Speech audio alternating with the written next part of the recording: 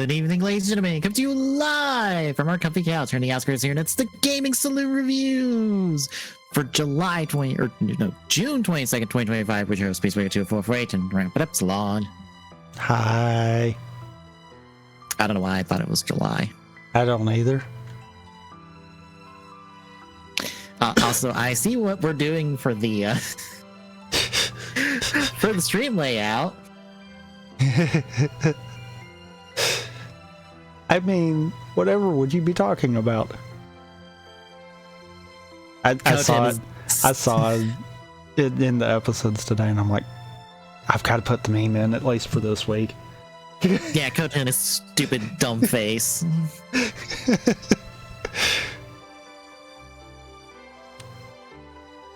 But yeah, folks, we're going through Gaim, and by going through Gaim, I mean this is a rerun of Gaim for us, since we both watched this live. Yep. And I've not been able to do a proper rewatch of this since. We'll note, while we normally run through a lot of the extra stuff, we're not running through the two Gaim associated winter crossover films because we already did that recently. So they'll get priority on the YouTube this next week, because I think I put them all in a playlist together. So I'll just put out all of the winter crossover film reviews we did. That probably will be the Tuesday one, because I think it's only like 4 or 5 of them. Sounds about right. But yeah, we're not doing those, but we will do the soccer film. We will do the Gaim guidance, and that's about it in terms of extra content. And by the Gaim guidance, I mean the V Cinema Gaim guidance. We're not going to go through the Grid and Bravo one. I mean, we could. I forget how long that even is. The only other extra stuff that isn't like the two main V cinemas is the Grid and Bravo one, and then the Zangetsu stage play. And I don't feel like doing the stage play because it's not that particularly interesting.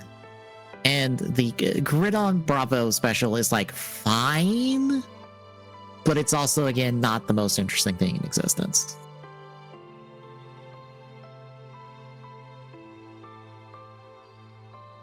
But also, if we end up doing those would be at literally the thing we end with, since they are both post-Gaim canon stuff.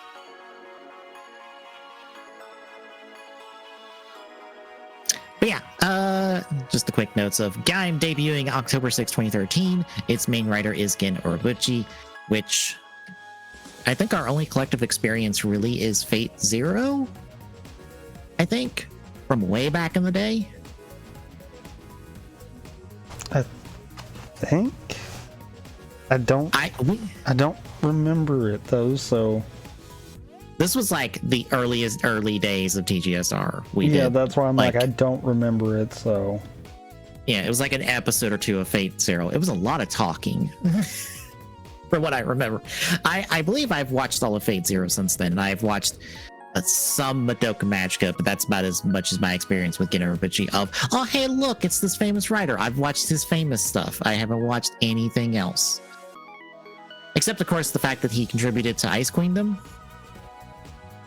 Really? Apparently, I think he did some outline stuff, I guess, for it. Like, he is the most superfluous, like, credit on that show, I believe. He just, like, did some outline stuff, did some world stuff, and that was about it. He did not touch the script of that show.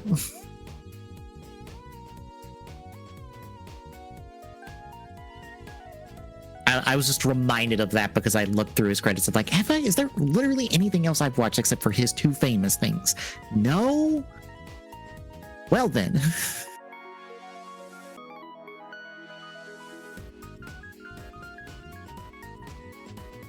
At least I think it might have been one thing that I'm like, oh, I've seen this. It was crap.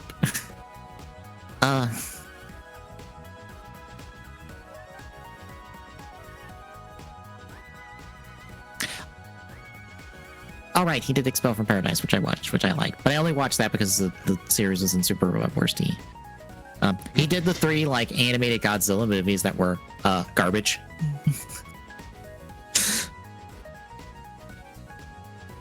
So he can do bad stuff.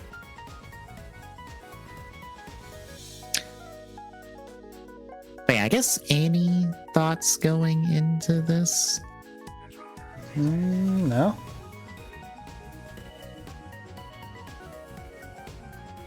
I'm guessing Discord didn't take that. No? Apparently not. Thanks, Discord. So any thoughts going into this? No. No. All right. I'm kind of glad to actually, get to start in on this again. Yeah, it is nice to be watching a writer show since I am not watching Gav, and I think I'm going to sit down and force myself to at least watch 2 over and master, and then give Gav a grade because I don't know if it will make me care past that point. I hate it too because I don't want to be like this with Gav, but I don't care. Fair. I would much rather do a rewatch of stuff that I have done, which I'm doing, by the way, than watch Gav at the moment, and that's not good. Yeah, I am very much in I'm not watching Superhero Time Weekly. I am only keeping up just on the outside looking in via the comments and tweets and clips, because I'm not even watching Super Sentai Weekly since I didn't like those first 2 episodes, and I'm not putting myself through an in a way written show, even if it is his kid.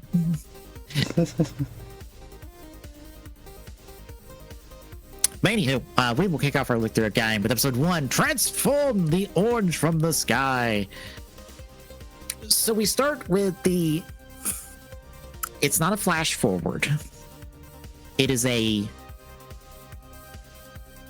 possibility for things to come. I don't know how to describe this on a rewatch. Yeah, I think it is like I think it is like what you're saying there. It's not really an else world concept because the general beats are there by the time we get to the end.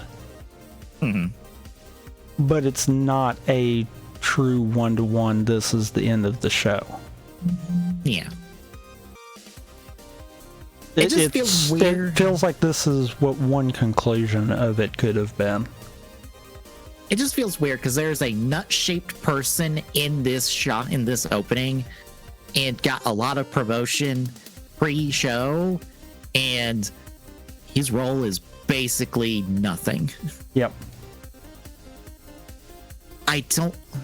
It's so, because what we have the setup here is we have a 3-army situation out in a quarry.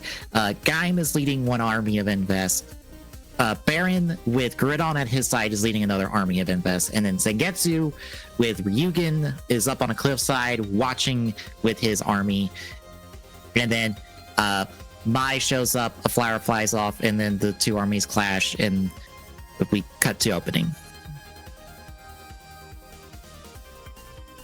Gridon does not matter in this show as much as so much pre-material in this opening implies. Yeah. But I think that gets back to that whole this is one possibility. Yeah. And I honestly think that that's kind of a double whammy because we also don't end with Baron the way that the show planned on ending with Baron. Yeah. So I think that's a double whammy of, yeah, there was definitely on the fly changes to the story. This was probably the generalized beat of what the end of the show should have been. And we do come back to this, actually. Yeah, then we get our opening, which does look more. It is. I feel like it is still the most foreshadowing an opening does for like the future of the show. I didn't realize it, but yeah. It is also the most consistent opening we get because this opening barely diverts for the rest of the show. I think isn't only changes the upgrades. Yeah, the armors get slipped in at one point. They will slip in some of the upgrades in like some of the later shots of the show, but for the most part, the core visuals throughout the entire opening stay the entire show, which is rare. Yeah, like Drive has basically a completely different visual opening in its second half compared to its first, and that was just 1 year later.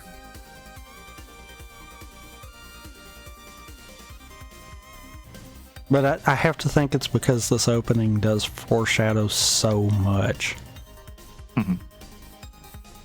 And a thing I noticed, especially because I'm aware of what they were originally wanting to do, but then changed on, the last shots with like the spin around of the four riders and then the zoom in on them one by one.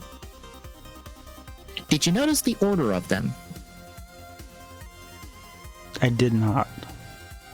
So it starts on Takatora, goes to Kaito, to Kota, to Michi.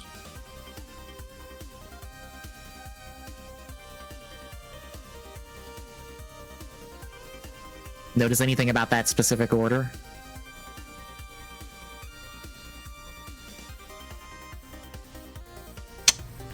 I feel like maybe I'm seeing what you're saying there. That's the order they depart the show. Yeah. Because Takatora, later in the show, when Takatora and Michi fight, Takatora was supposed to die. He was not supposed to come back. It's just everyone loved Zangetsu so much that, yeah, he came back. Yeah. Kaito dies at the end of the show. Kota leaves Earth, leaving Michi the last one of the four standing.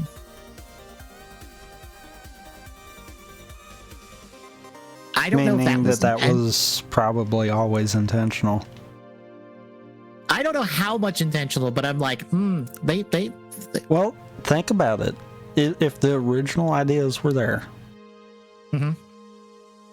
we would have Zangetsu dead first. Yep.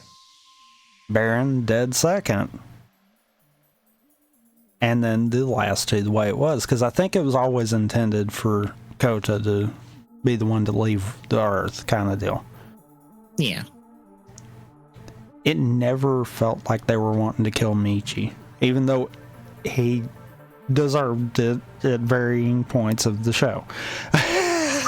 As soon as I saw him do his shtick in episode 4, I'm like, wow, I forgot that you're a bit of a shit this early. Like, nah, he didn't. He had marks of his heel turn way early.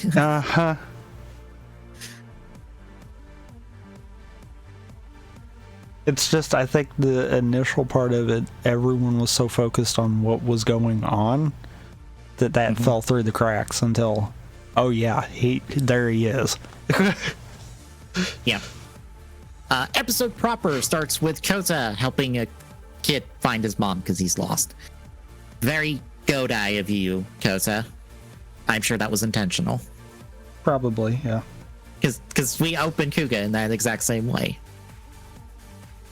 We are then introduced to DJ Sakura, who is our TV show radio call host for the Beat Writer Hotline, which covers the Beat Writers, who are these dance groups that also compete in Invest games, which are you have a lock seed, you pop it open, you summon an Invest, and the Invest fights, and they have some perceptually control of them until they lose the lock seed, and then they no longer have control.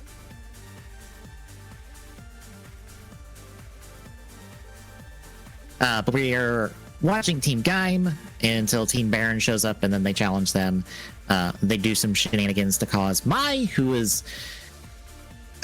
Mai. They let her do so much, and then she gets to not do anything for, like, the back end of the show. Mm-hmm. And Damn. Once more, writer failing its main heroines all the time. Shouldn't be surprising anymore, though. That's the bad thing. Yeah, it's not surprising. It just gut checks you when you go back to watch a show, because then you see them early on and they get to do stuff and they get to be interesting, and then you're reminded, oh right, in Mai's case, she just gets to be a MacGuffin for like the back end of the show. But what's bad is they almost kind of did that from the entirety of the show. Mm-hmm.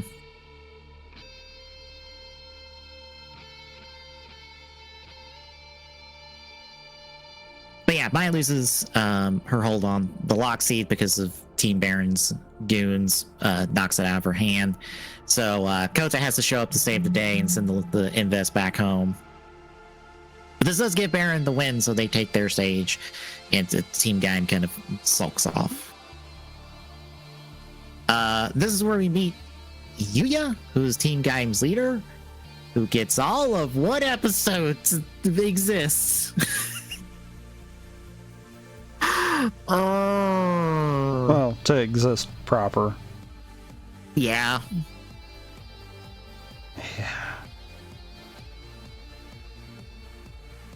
But he tries to encourage the team before he heads off. We do check in with Team Baron real quick and their leader, Kaito, who... Yeah, I see a lot of his heel turn aspects are this early on. Mm-hmm. It's like, wow, you are literally one, like, real bad fight away from being like, nope, I'm villain, let's go. Yep.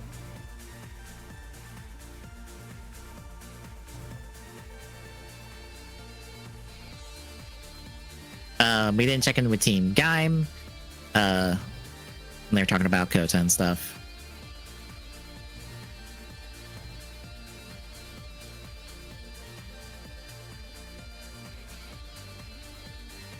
We didn't check in with Kota at Troopers, which is just this bar hangout that we'll be at several times. I love how Kota's like, I wonder who's, putting these lock seeds out on the street. Cuts to commercial for Yggdrasil. Yeah. Fucking subtlety show. Subtlety is a brick. Which I feel like that is 100% intentional.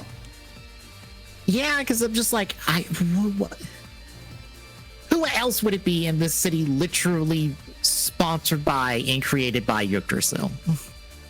I completely feel that is the audience probably could figure that out with like a few seconds of thinking, so let's just go ahead and plaster this on the giant billboard in front of them. Also, be introduced to Sid at this point, who's our lock seed dealer. Aren't you just the shit? He is just the worst. Yeah. And he only gets worse. Yeah. Kenta Hosa heads home to his, with his sister. He's living with her since their parents died, and she's been taking care of him. He's wants to help, but between his part-time jobs, he's only able to do so much. He wants to do better. And that's when the next day, Yuya sends a message to both Mai and Kota about, hey, I got a thing that might help us against Team Baron, and it's the Sengoku driver. And when Mai and Kota gets to the location, there is a strange rift into another world. Oh, look, it's Helheim.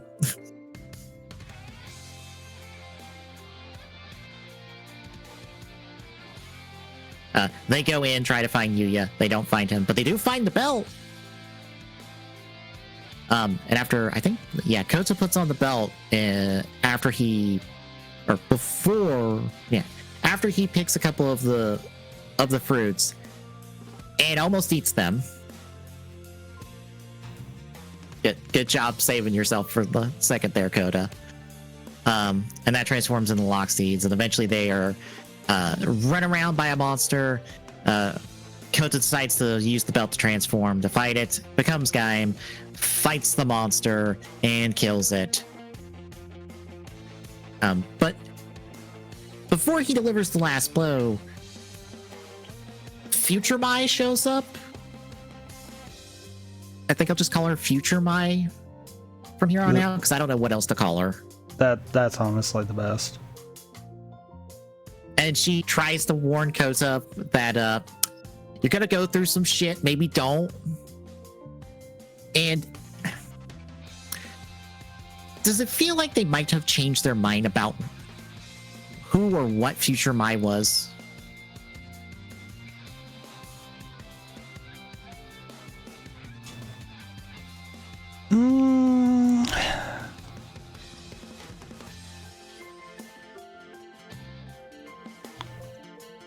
Maybe. And I only say that because of later, when they're essentially giving her the option to go back and warn them all, what she's actively saying is different than what is being told to them. So that's one of those that's always kind of led me to think that maybe that wasn't intentional. Maybe that was something they had to kind of write in that way. Yeah, because it always felt like that was a cop-out. Like, I feel like they probably intended a closed loop, but I think the show evolved in such a way that they kind of had to do it differently. Yeah. It just felt like this weird cop-out of like, Mai tries to go back in time to warn everybody, except she can't because you're creating a paradox. We are literally going to force you to not be able to say the thing you're trying to say in order to not create a paradox. I'm like, that feels like a cop-out. That feels like that was not your intention of what this is being. Especially because Mai physically takes the lock seed off of Gaim's belt and hands it to him to then get put in the weapon. Yeah. Which we do not actually see that later on. Yeah.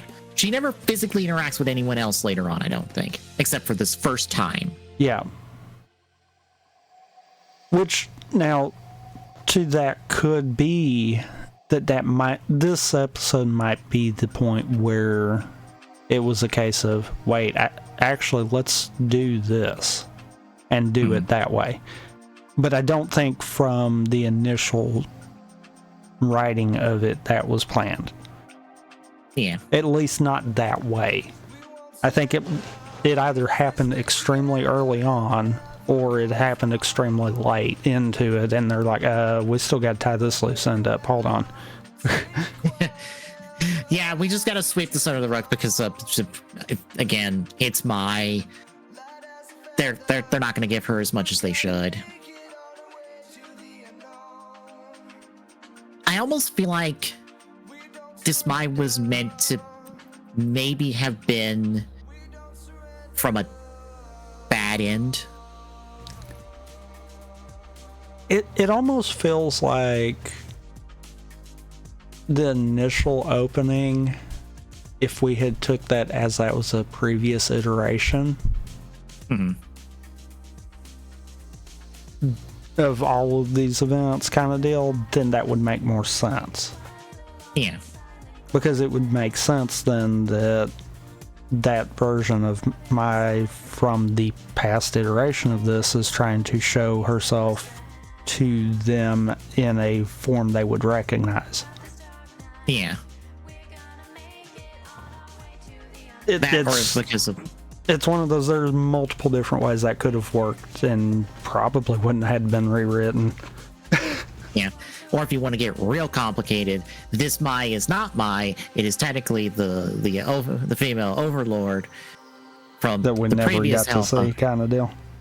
Yeah, that's from the previous Helheim that is taking the form of Mai because of timey-wimey shenanigans. Mai is destined to be the next in line, and she is taking Mai's form because.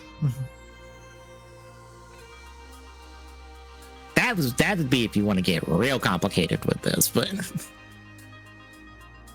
it really does feel like they went somewhere else from where they initially had with Future Mai. And I don't think it was intentional.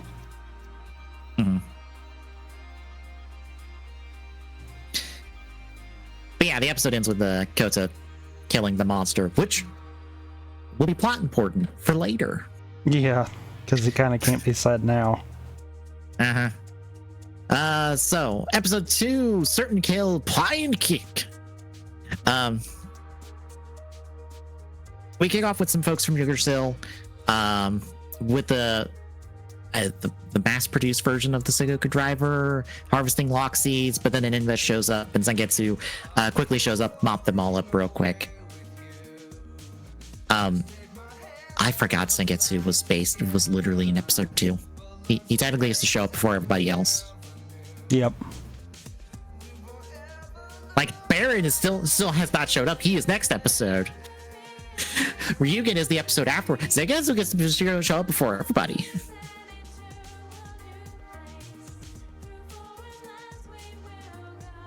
I mean, it makes me go, wow, actually, regular Zangetsu does get a decent amount of screen time.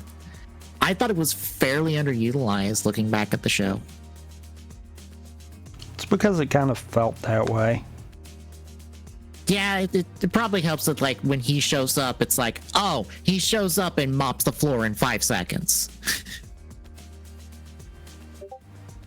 Because he's the only one here who's not about to fuck around and find out. Because he has been doing this too long.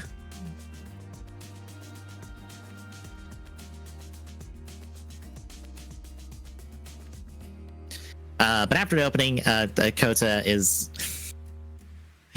being hot shit and thinking he's on top of the world and plays with his belt for a whole bunch and annoys his sister. And then, like, the next day he tries to use it for his part-time jobs and fails miserably at both of them, which makes me think that instead of him saying he quit his jobs, he got fired.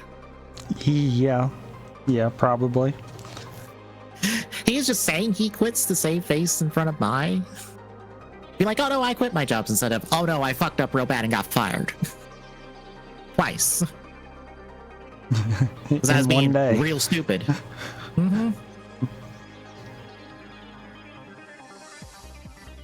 Also, these scenes is where the gif in the corner comes from, because yes, Kota has this big stupid dumb grin on his face the entire time.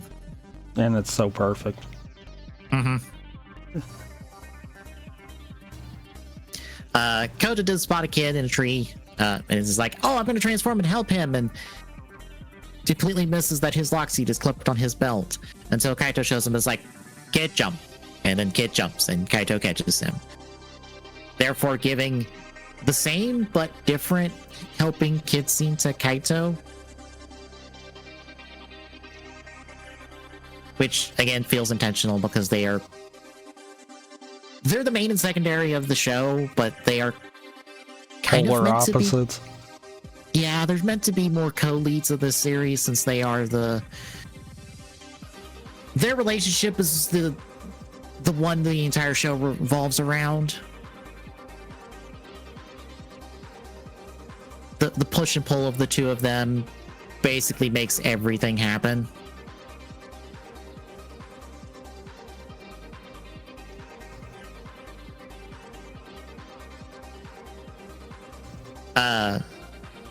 Yeah, they face off a little bit before Kota heads home and is like, well, this belt sucks at doing normal things.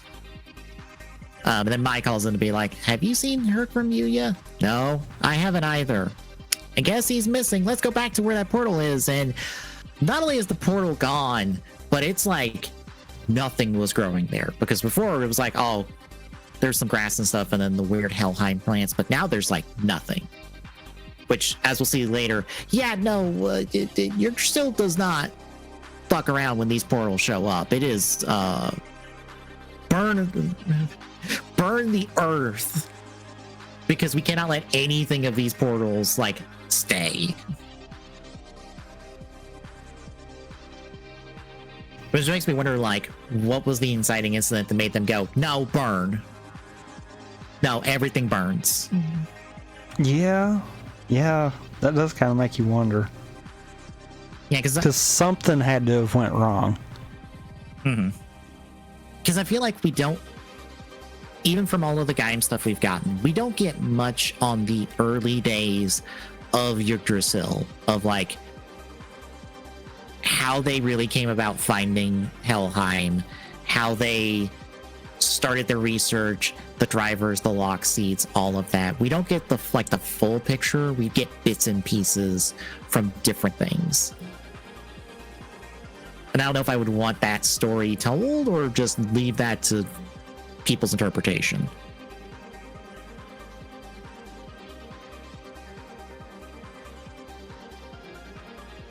But yeah, after they meet up, Maya asks for the belt back, and Kota's like, all right, cool, here. She takes it back, tries to put it on. Nope. So we find out from Sid later. Oh, no, the first person who wears the belt, it's stuck to them. Sorry. Too bad. Like, not even gonna ask him for a reset?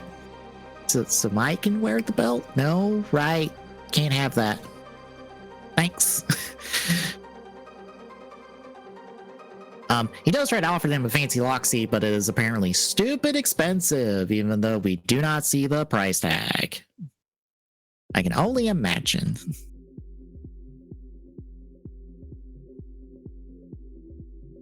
Later, we see Team Baron performing, but one of the other teams, Team Raid Wild, which is led by Hase, shows up, challenges Kaito to a game. Kaito controls 3 invests, mops the floor with Hase, and then tells them to fuck off.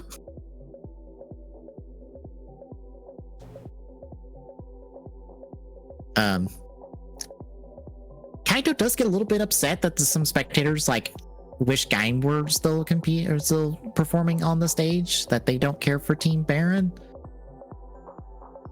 Which, I don't know, feels weird for Kaito to be a little bit jealous of the fact that people still care about Team Gaim, even though Team Baron has proved their superiority. I think it's because he's got to prove to himself that he's strong enough to survive. Because his whole thing is strength. Mm-hmm. So if people don't like him, then that is a weakness. Hmm.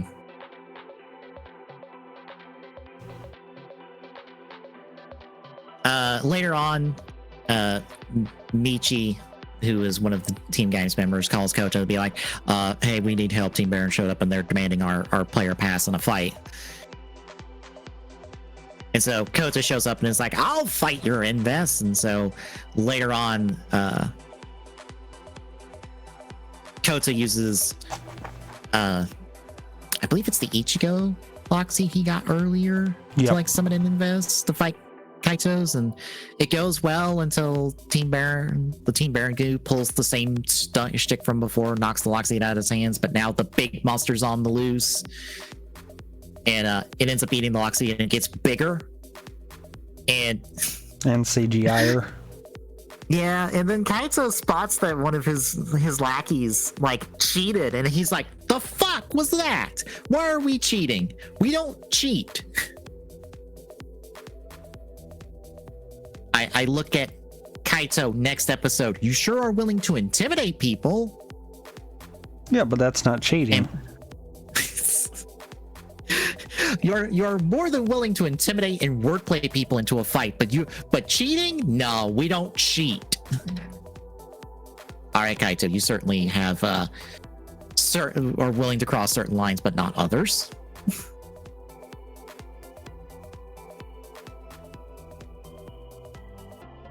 Yeah, with the monster on loose, Kota transforms to fight it. He has a rough go of it. Kaito does take Gaim's sword to try to fight it, and almost gets murked for it. And then Kota's like, "Hey, you owe us a Loxy, gimme!" And that's when Kota gets to go Pine, the supposed Gaim final form, for those people who like to bang on about that because of Gio's last episode. Oh boy. I don't know why Pine showed up in that last episode of Gio.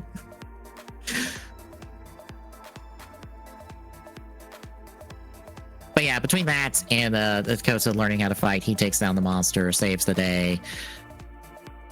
Kaito's a bit like, oh, he has fancy powers. And then we see Takatora properly as the guy who is Zangetsu, being like, things are going well. And that puts us halfway through. How do you feel about our first half?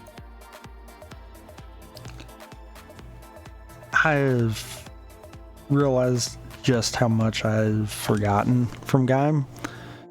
Mm-hmm. And how much these first episodes actually pack in. Yeah. It's one of those I am very quickly remembering why we liked the show really early on. And it's because of that. Mm-hmm. It's not beating around the bush saying, okay, you're going to get teased about certain things. No, it's like, okay, here it is. You got it? Good. Keep up because we're moving. Like, we are not beating around the bush that Yggdrasil are sus as fuck. No, we're literally going to show you they're sus as fuck. Clearly. If you don't see it, you are apparently up in rosy because we are putting it on blast. Yggdrasil is sus. Why? We aren't going to tell you, but we're going to clearly show that's the case. Yeah. It is oddly exactly what you just said there without even meaning to. It is the show not tell that this show is doing. Yeah. It's not telling us that they're the bad corporation that's manipulating everything. It's not showing us that Helheim is the thing that we'll later find out is invading. It's just showing and saying, yeah, this is bad. Get used to it. It's here. Yeah. Yeah. And I do like that over the course of these 4 episodes, we're giving Kota a bit of a mini arc of like, he starts like pretty much a decent guy.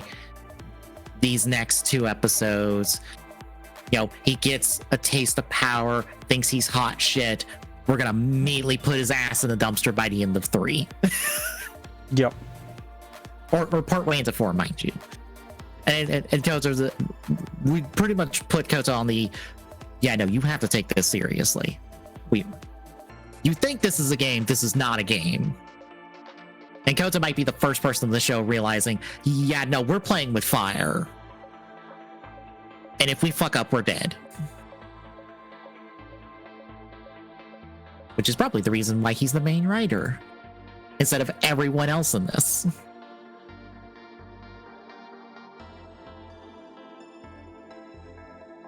Because I'm pretty sure Michi plays this as a game for like the entire show.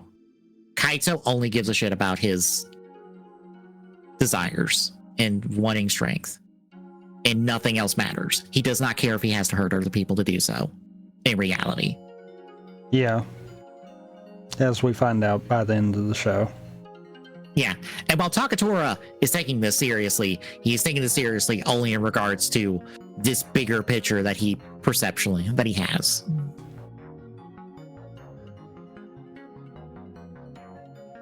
And has kind of lost the humanity of the situation in the process.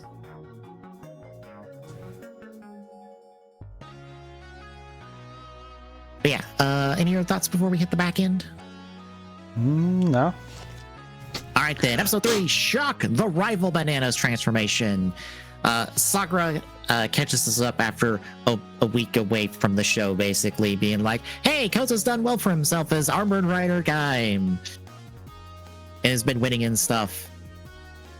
And so Kota's thinking he's not shit. And getting paid too. Apparently paid really well for beating up small invests for like a week straight. I'll be honest, it never really occurred to me that anybody in the beat writers got paid for anything. Same.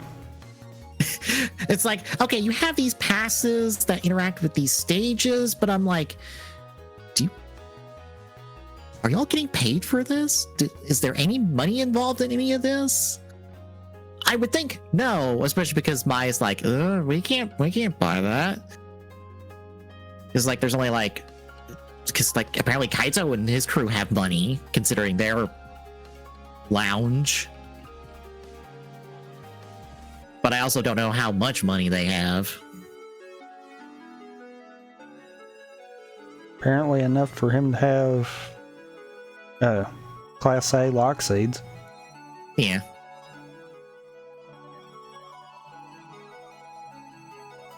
But we cut to one of the schools. Michi by day is normal student doing stuff, but every other time he is, competing with beat writers and trying to keep those two parts of his life separate. Boy, will that bite him in the ass later. Kota also shows up at the beat writers or at Gaim's HQ with his old hoodie because he's joined back up with Team Gaim, and Bai's a bit upset about this because she's like, what about your part-time jobs? And he's like, it's fine, I quit. See, it's fine, everything is fine. And Bai's like, everything is not fine. Will you take this seriously? Yuya is still missing. What is wrong with you? I mean, it's fine. He totally quit his jobs. I mean, he definitely didn't get fired or anything. And, and he's just there temporarily. That was the point where I was like, oh boy. Yeah, it's like, oh yeah, Kota's here temporarily.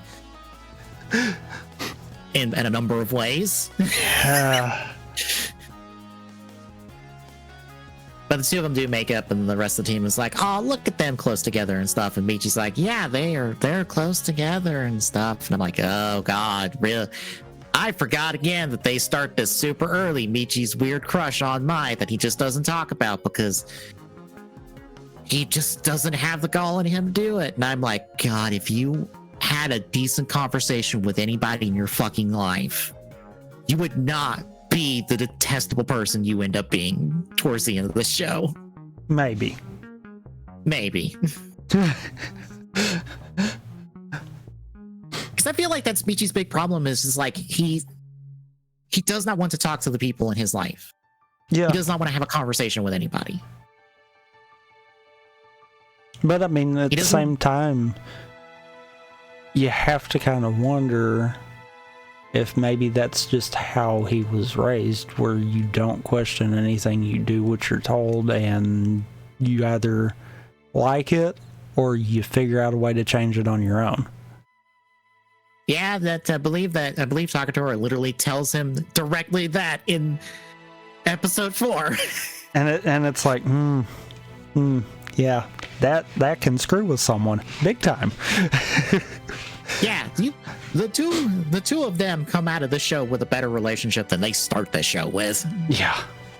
And it took one of them killing the other to do it. Well, almost killing the other. Yes.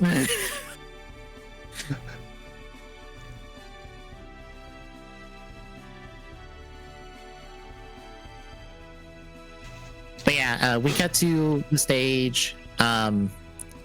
Shidoichi is here to once more poke Hasei into a fight that he is not winning because he tries once more to win a fight, this time against Team Gaim, loses, and Kota plays up the crowd, thinking he is hot shit. Team Baron watches this, is not happy. Kaito pulls a card trick and destroys their TV with a single playing card, and it's like, look, I know I understand that you're supposed to be rich, but also that just is stupid. Yep. Why are you taking out TVs like that? Just turn it off with a remote. You don't have to embed a card into the TV screen. But this is when Sid calls up and is like, I have a present for you, and it's a Sengoku driver and a banana lock seed. So this is where before then, Kota goes home, talks to his sister, and is like, hey, I got us money. And his sister's like, no. I have it she probably has a general understanding of where he's getting this money from and is not cool with it. Because she absolutely understands that Kota is way too high on his horse and needs to understand, you are in something dangerous and you need to probably not be in it, or at the very least take it fucking seriously. Because I also feel like she doesn't get much later on the show, but I'm reminded here that Kota's sister I think is way smarter than it looks. She's way more in the know. Yep, definitely. She's like, I may not follow beat writer stuff, but I know when your stupid dumb face is on social media and I see it at work. I know you're fighting monsters apparently for money.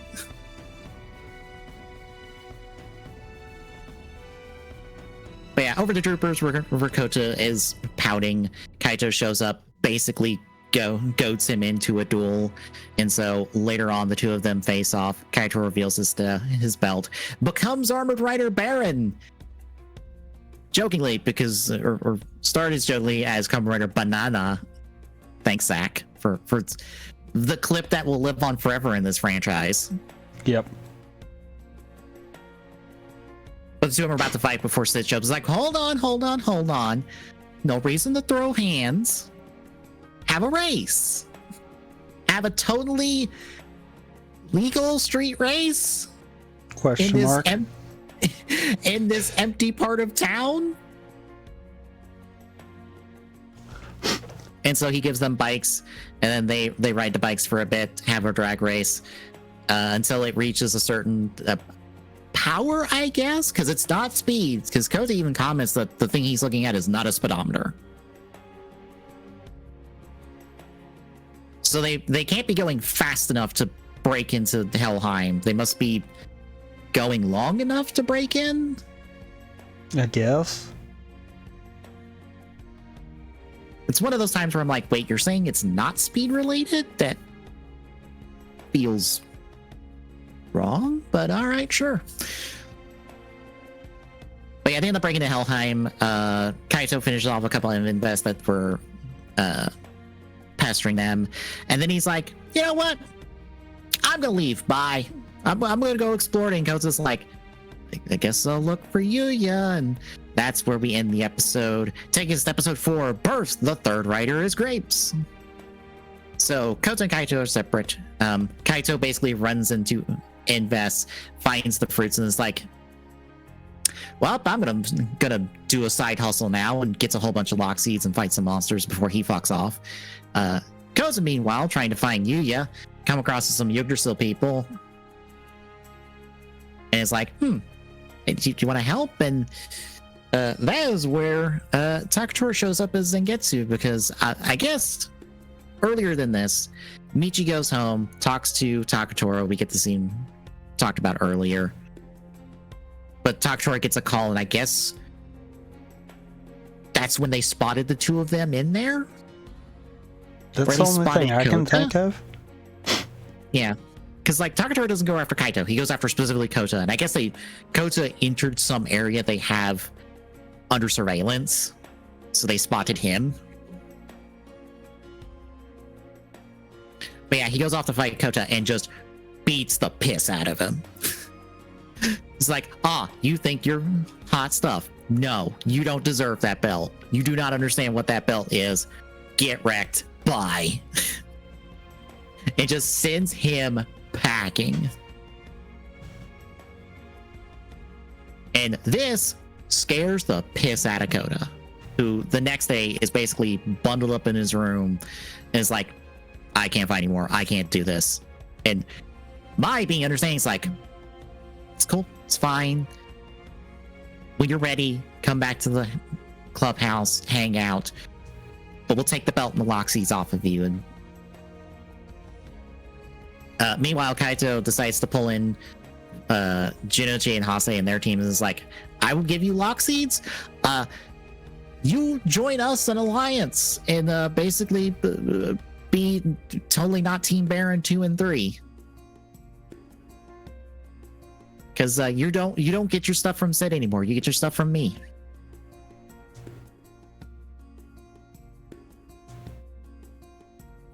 Hase's a bit hesitant, but he's like, I'm on board. I'm cool with this. I'm cool with this escalation of a power struggle. We catch up with Michi and Mai later. Mai tells Michi, is like, look, Kota wasn't in on this to start with. He kind of got pulled into this. It's fine if he doesn't want to be a part of this.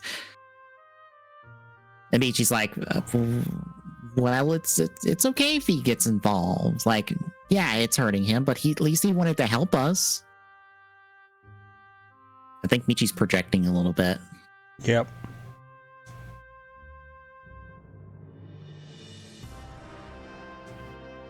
Later on, you see him watching a video of Mai, and that's when he goes to sit and is like, "Want a lock seat and a driver? Here's my fucking gold card. Here's my basically. I have no limits. I don't care what the price is. Gimme." And Sid's like, "I know who your brother is. If I give you this, I'm fucking dead." No. Sorry. I couldn't help but think of the MasterCard commercials. Yeah. And I so would have loved it for him to be like, "That's not a MasterCard."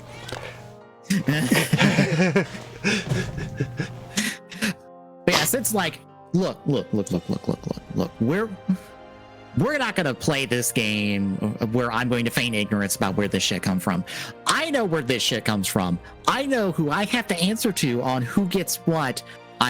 We're not doing this. And then Michi counters with, "Well, I'm gonna be high up in Yggdrasil at some point, and probably higher than my brother. Do you want to be on my side or his side?" And Sid's like, I love that Fine. he's just like, "Well played." Fine. "Fine, if I leave something here and it just so happens to end up in your hands, I didn't have any part of it. I had nothing to do with it. It was out of my hands. I'm feigning ignorance on this."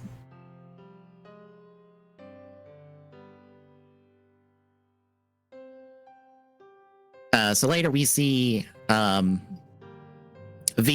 footage from DJ Sagura, Michi become Ryugen and fight, I think it's Raid Wild? I forget who he fights at the end of this episode, but he fights someone in an invest game and gets dubbed Ryugen by Sagura, and Kota's like, "The fuck?" And that's how we end our last episode. So how you feel about the back end?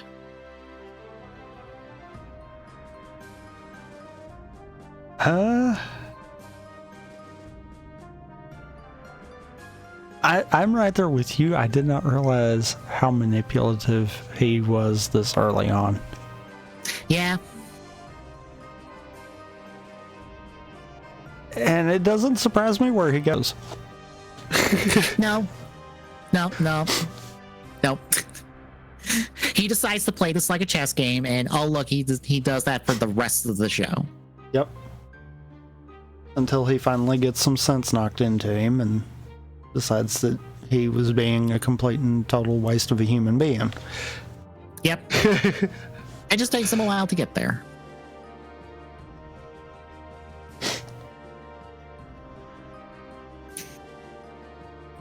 But yeah, like we mentioned for the first half, there's so much in these 4 episodes. Like, this is Kota's like wake up call on episode 3. His wake up call on what he's getting himself into. That would feel like a later thing in like any other show. This also isn't like his first wake up call. He'll have this entire show. Because I think he has like, I don't know, like 2-3 of them over the course of the series.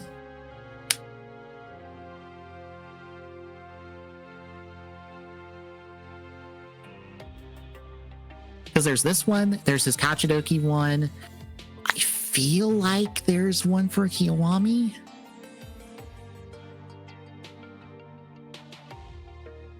I honestly don't remember specifically.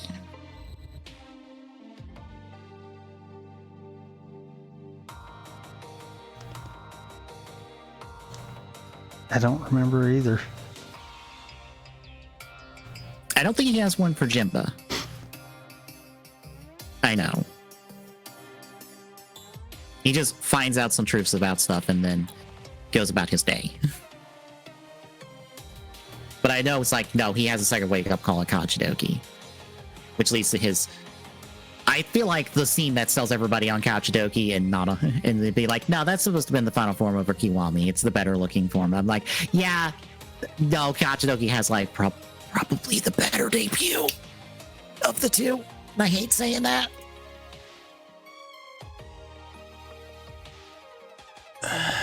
Yeah, but it definitely can't just be the final form. Yeah. It definitely cannot.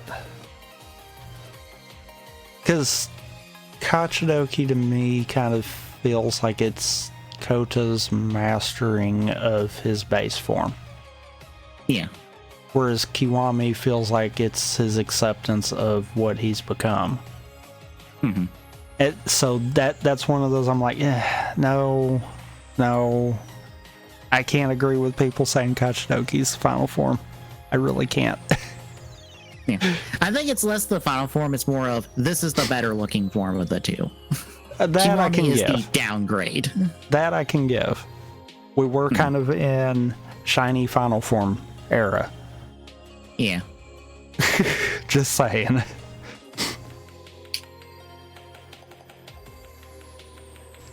But yeah, it feels nice to be in Gaim. I'm reminded of all the reasons I really like the show. Let's hope it holds up.